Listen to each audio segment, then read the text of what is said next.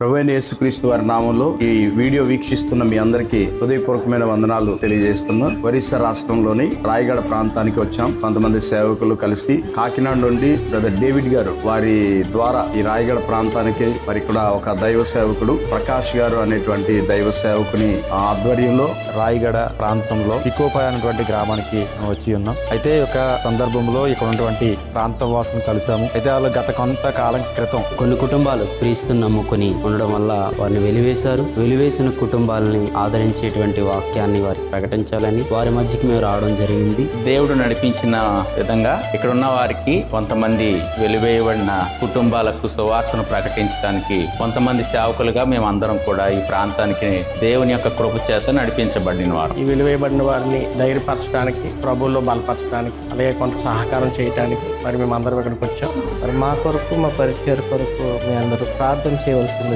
తెలియజేస్తా ఉన్నాం. అందరికీ వందనాలు.